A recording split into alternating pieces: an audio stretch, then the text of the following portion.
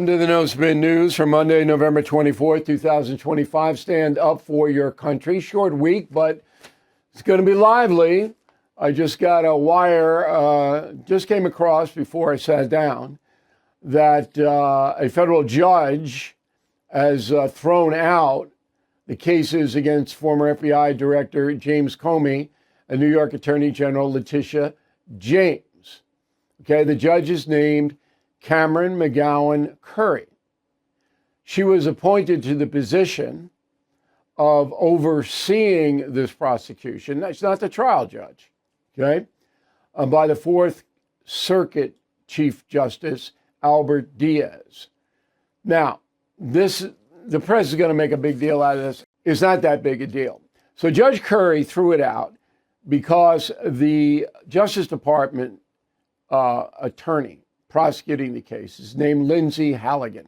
She used to be Donald Trump's personal lawyer in Florida. All right. She took over when the other U.S. attorney for the Eastern District, that's Virginia, said, I can't make a case. But what you need to know, and what is absolutely fair to say, is that all of these judges, Judge Curry, Judge Diaz, who appointed Judge Curry, the federal prosecutor, they're all very liberal people. Now, I can't prove that their ideology has anything to do with this, but, you know, connecting the dots is something that we all should do. But here's something interesting about Judge Curry. She didn't throw it out forever. And the government can appeal. The government will appeal. I think, I'd be surprised, by saying that Ms. Halligan was duly appointed by the Justice Department. The Attorney General, Pam Bondi, wanted her. Pam Bondi has the authority to do that. So let's get going, which I think is what's best for America. I understand that this prosecution of Comey and Letitia James is born out of personal animus. That's obvious. Okay? Donald Trump was persecuted by these two people. And now it's payback time. There's no doubt about that. But, big but, they both did things that are wrong. And we've investigated it. So, let's see how wrong. Is that fair? I think it's fair. So I do expect an appeal by the Justice Department. And Supreme Court might have to hear it. And I'd put it back. Just let the thing go. Let's find out what happened there. Okay, so that's just broke. I'll be on News Nation at 9 tonight. I'm sure this will be a topic of discussion. We'll have more information by then. And we'll cover it in a fair way. But I got to tell you the truth. That whole district down in the Fourth, that's full of liberal judges. And this Curry woman was appointed by Bill Clinton. Been around for a long time. But you're not appointed by a Democratic president unless you're liberal. Same thing with a Republican president. You're not appointed unless you're conservative. Or lean that way. It's the way the system works. All right. Donald Trump is going to Florida for Thanksgiving. He'll leave tomorrow. He's got two big things on his plate. All right, the first is Ukraine, more hysteria. We're going to do that in a minute. And then Venezuela, where military action could happen. I don't think it's going to happen before Thanksgiving. I'd be surprised.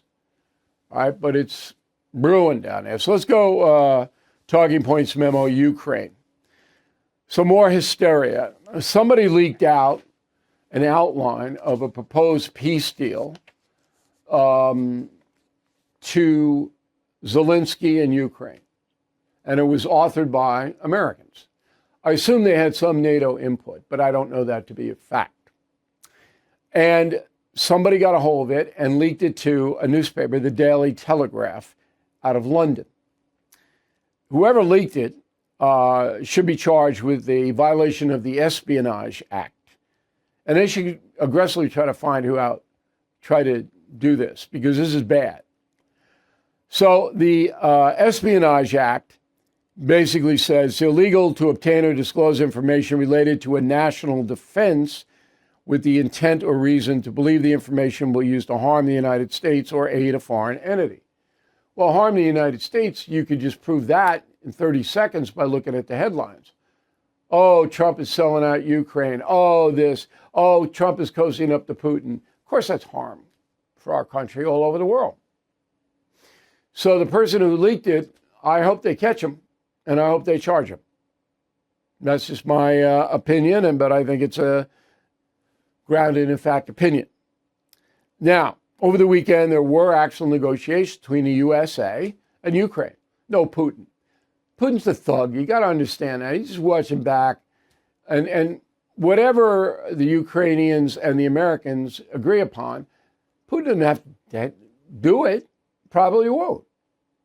Just keep that in mind. So they're in Geneva, and Secretary of State Marco Rubio is leading us. And then the Ukrainians have a delegation. Ukrainians come out of the meeting and say, quote, "We appreciate our American partners working closely with us to understand our concerns to reach this critical point. We expect to make more progress." Well, that's good. I mean, you expect that. Ukrainians aren't going to say we hate America at this point. But, you know, it's not the hysteria that the media whips it up to be. Because Donald Trump's way of negotiating, and this is not unique, a lot of people do it, is that you put out an extreme version of what you want, and then you pull back into a middle ground. That's how business people negotiate, and governments too. So all the Daily Telegraph got was the extreme version. They didn't get anything else. And the press just, you know what the press does. Now, Ukraine's in a pretty bad way. Reports say 200,000 Ukrainian men are dodging the draft, and manpower is down big. So they don't have enough soldiers, Ukrainians. They're actually paying some mercenaries over there now. Also, there's a big scandal surrounding a nuclear power company, Energatom or something like that. You remember the Biden scandal with Burisma. Ukraine's a corrupt country. It is. Always has been. All right, a lot of bribes, a lot of money floating around. Anyway, the Ukrainians are investigating themselves, and one guy who is close to Zelensky has fled the country. All right, two others are in big trouble, Justice Minister and the Energy Minister, and allegedly they took millions of dollars to do business with this nuke power company. I don't know. All I know is that Zelensky cannot handle a scandal like this in the middle of a war. And the third thing is Ukrainians can't advance. They can inflict some damage on the Russians, but they're fighting a defensive war. So Russia's not going to lose the territory it's gained already. Ukrainians are just setting up a defensive war, and they're doing the drone thing and all that. It's going nowhere. It's going nowhere. It's just a death field over there. Donald Trump just wants it over. All right?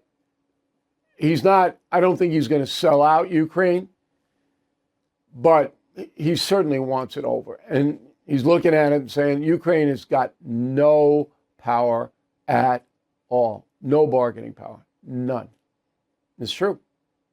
Putin knows it. And that's the memo. America is more dangerous than ever. With violent crime on the rise, while you could rely on a firearm, using deadly force today can land you in court, costing you years and your life savings, trying to prove you acted in self-defense.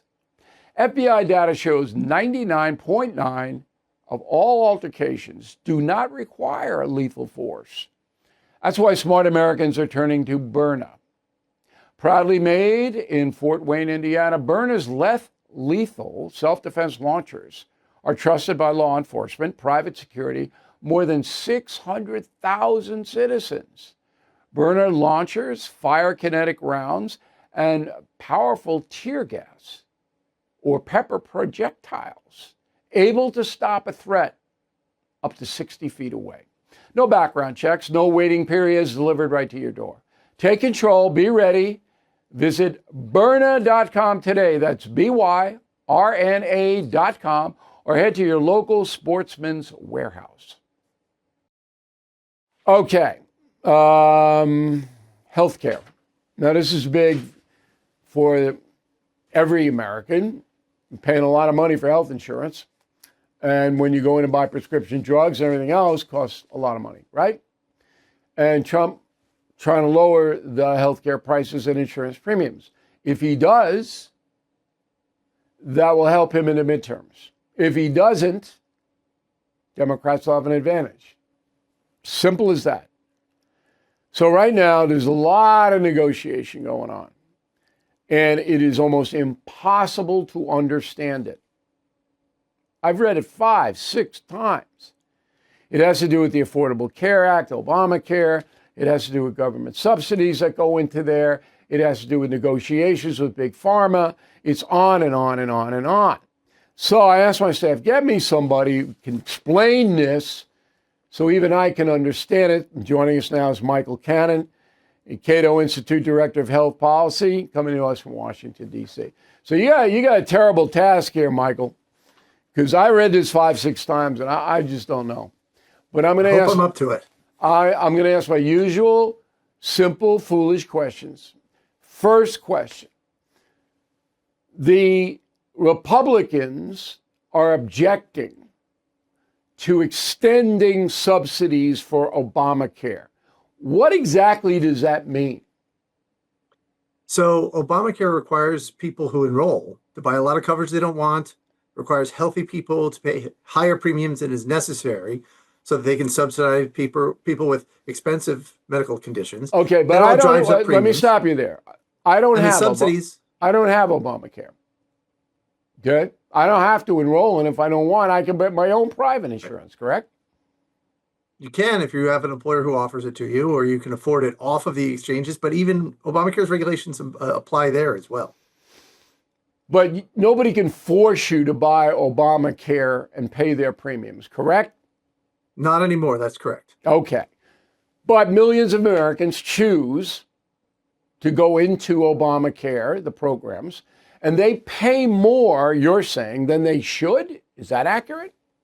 Most people in the Obamacare exchanges pay maybe double what they should be paying because Obamacare lards up their premiums with hidden taxes and mandates that just increase the cost of insurance to them.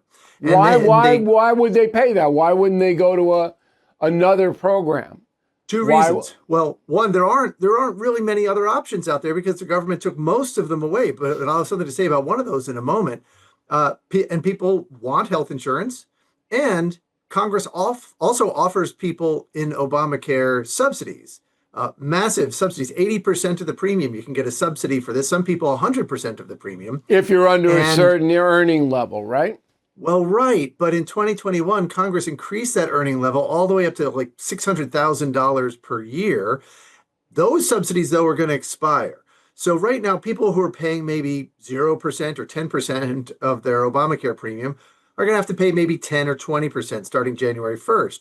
And wealthier people earning more than $129,000 per year, maybe up to $600,000 per year, they're going to have to pay the full premium. And that's going to make them mad. And it should make them mad. Okay, but they can go and buy other insurance if they want to. It's just very hard to find other insurance, right? Not really, because if you want to get insurance from an employer, great, you can find that, you can do that. But if you want to buy it directly from an insurance company, you have to obey all of Obamacare's rules. And the only exception, really, is a market that Congress exempted from Obamacare.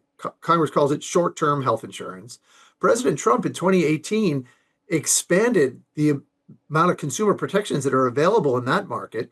And what we found was that when you exempt people from Obamacare, the premiums end up being 60% lower for most people. The coverage is comprehensive and on some dimensions higher quality than Obamacare, broader choice of doctors. But there aren't a lot of companies that do that. You got to. That's right. How do you find them? Because, well, they're out there. You know, United Healthcare and Anthem and other large insurance companies offer these plans. All right, so you got to do some research. Go ahead. But here's the problem. is that President Trump made these more widely available so they could last 36 months and provide better coverage that way. Right. But and that those rules were in place for 6 years when President Biden rescinded them. So right now those plans can only last 4 months. And if you get sick when you're in one of these plans and then it runs out after 4 months, you don't have any coverage and you can't enroll in Obamacare for up to 12 months. Okay. So what President Trump needs to I don't do, want to get too, all right, I got it. So Biden knocked it out and now it's much shorter. What President Trump wants, according to the dispatches we received this morning, is to extend the Obamacare subsidies, but basically keep it the same as it is now for 2 years. Is that your understanding? that's what the reports say. But Yeah. if he extends them for 2 more years, they're basically going to become permanent. They're not Okay, going to go all right, away. but He has to let's stop them now. But Trump doesn't want to stop him now. He wants to extend for 2 years to get by the midterms next November. Well, what he wants is affordability. What he wants is to be able to say, hey, I'm making health insurance affordable to you. And all he needs to do in order to do that is tell Congress, I want you to make permanent those rules that I put in place in 2018, giving people access to Obamacare exempt plans. Because then premiums will fall by 50% or more for most people in So he wants to Obamacare. go back to the 3-year window where you can get in there to Obamacare and you won't pay as much. Well, hopefully he wants to do that, but he's not saying that right now, and his advisors aren't putting that in front of him. He's within like inches of the cup, and all he needs is for his advisors to hand him a putter, but they're handing him a lawnmower with all of these crazy mechanisms that'll just nobody create understands confusion. it. Nobody Right. understands it. Okay. Now, the Republican Party in general does not want to expand the Obamacare subsidies that kicked in COVID. They want to go back to the original law. Is that correct? Well, a lot of Republicans still want to repeal Obamacare, but at a minimum, they don't want to expand it. If you expand it, you get into all these fights over, will the subsidies go toward abortions? Will they go toward gender transition surgeries that are very controversial among conservatives? And they don't want to have anything to do with that. But I'm more interested in the affordability of it than the ancillary stuff. So right now, you have this confusing battle where Americans are paying a lot of money for their insurance through Obamacare and the others too. You say you can get a better deal. I believe you. But my question is, why don't all Americans then seek the better deal? Are they lazy? Do they not know it's out there? Well, they can't really get a better deal right now because Biden rescinded Trump's rules. If Congress makes those rules permanent, then most give me people in the an exchanges all right, will be just able go over to the get a better rule deal. again that should be made permanent. What's the rule again? Well, we call it President Trump's 2018 short-term plans rule. And all that Congress has to do is say, look, the short-term plans can last up to 36 months. Your insurer can sell you a renewal guarantee so that it can last even beyond Right. that. You get lower price insurance, better insurance, longer term insurance, and it doesn't cost taxpayers a dime or destabilize Obamacare. So why don't they do that? Like I said, the president's within inches of the cup, and all he needs is a putter. And this is a much simpler message than what his advisors are selling him. It is a much easier or better way to assuage the fears of nervous Democrats because we had these rules in place for 6 years. Okay, I got and it. Obamacare did not crater. I got it. Now, Democrats, they don't want any of that, right? They just want to spend more money on Obamacare, right? Higher, Right, but if the higher subsidies work, then why are Obamacare premiums increasing 26% this year? Subsidies are not going to solve this problem. Okay, so why are they increasing 26% this year? Why? Because they created Obamacare, they sent premiums skyward, and if people see those premiums, if they see the cost of Obamacare, they're going to be angry and they're going to want to repeal it. And so this is Democrats' signature achievement from the past 20 years, generation. And they don't want voters to learn just how expensive and destructive Obamacare really is. But so the they want voters to hide already those know costs. that, though. They know they're suffering on their premiums because they have to pay out of their own pocket, a lot of them. Well, they very, very few of them have to pay out of their own pocket right now. More of them will have to pay out of their own pocket when these subsidies expire. And that's what Democrats are trying to avoid. They want to avoid that price transparency. Okay. Shouldn't the government just cap it? Just say, look, this is what you got to pay for health insurance If you're in this income bracket, this is what you got to pay in that income bracket. Isn't that the way to solve this problem? What the government should be capping is how much the government spends on healthcare, and it should be capping that at zero. If you want to subsidize people, the least destructive way for the government to do that is just to give them cash.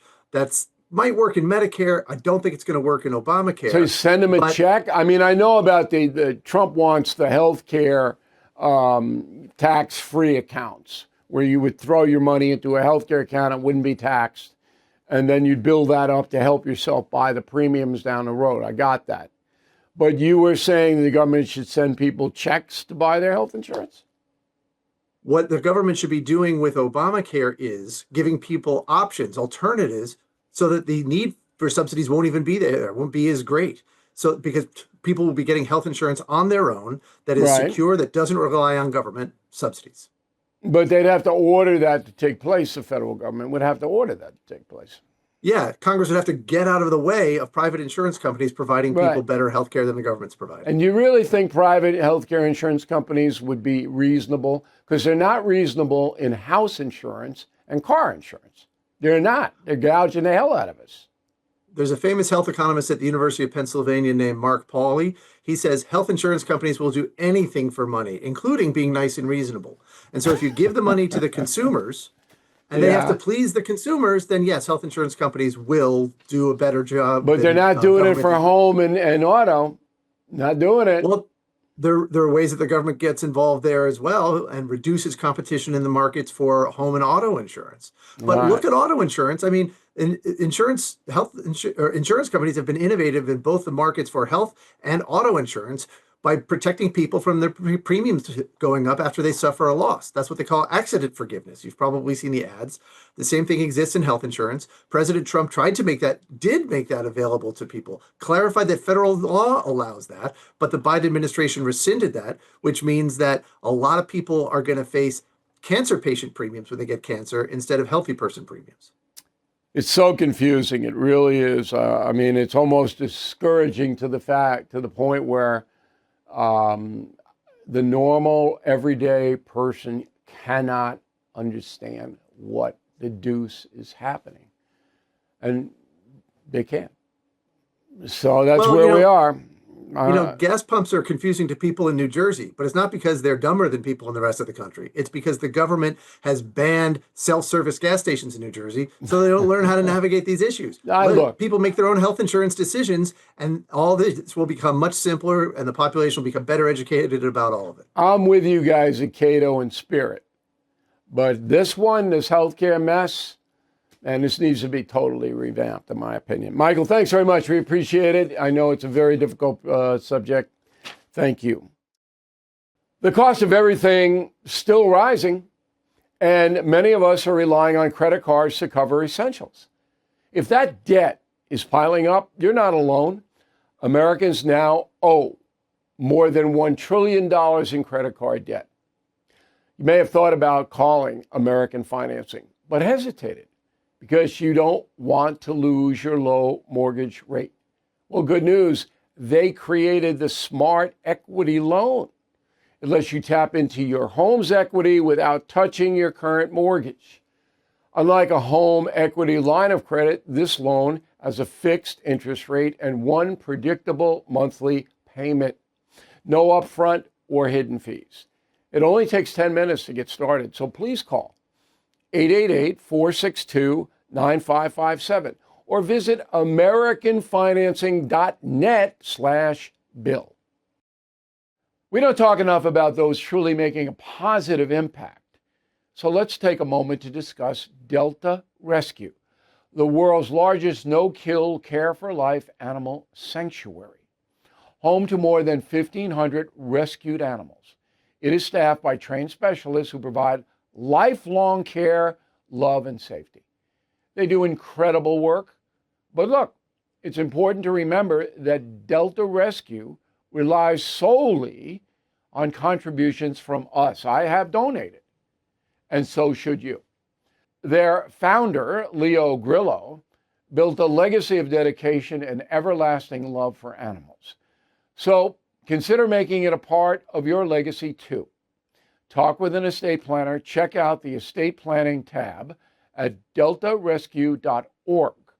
You can make a difference, even get potential tax benefits. So please visit deltarescue.org today to learn more. deltarescue.org. All right, here is the final thought of the day. I'm in a car getting driven back from New York City, and the driver, good guy, hardworking guy, says, "Do you know Candace Owens?" I said, "I don't. I've never met her." Goes, "Well, I follow her." I said, "Oh, good. You know, she's on the internet." And he goes, "Did you know that Egyptian warplanes were following Charlie Kirk before he was assassinated?" I said, "Really? How do you know that?" "That's what Candace Owens reported on her website." I said, "Oh, did she back it up? I mean, did she have manifests of flights?" And, you know, no, she did a lot of research. I said, "Oh, do you have any idea what that research was or where it came from?" No, but it makes sense." This is the driver talking to me now. So Egyptian warplanes, U.S. airspace, were following Charlie Kirk because he has to fly from venue to venue. And I said, let me look at that. Let me check that out. All right. I didn't argue or any of that. Now, I don't know whether Candace Owens reported that or not. I don't know. I know it's insane. So, but I didn't want to make the guy feel bad. But, you know, I understand a lot of this stuff is exciting, this conspiracy. I got it, but you got to live in the real world somewhat. Egyptian warplanes in U.S. airspace, they kind of know that. That would get picked up. Anyway, I'm doing all this in the YouTube bonus. We hope you watch it. And then we hope you let me know. Bill at BillO'Reilly.com, Bill at BillO'Reilly.com, name and town if you wish to opine. Thank you for watching us tonight. We'll see you tomorrow. Thank you for watching. To view full episodes of the No Spin News anytime, sign up to become a BillO'Reilly.com premium or concierge member today.